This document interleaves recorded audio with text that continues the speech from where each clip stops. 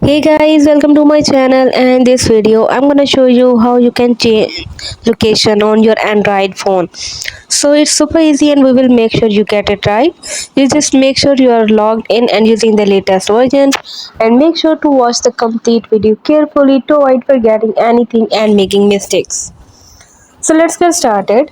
To change the location on your Android phone, we can just turn on or off location services on your Android phone by going to settings. So let's open up the settings,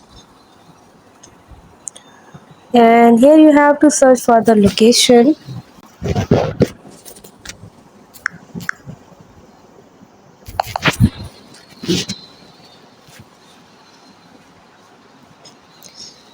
Here you can go to location access.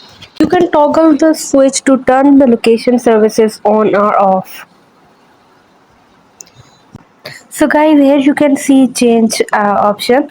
So just simply tap right here on change and you can change your location from here. So this is how you can easily access to your location on your Android phone.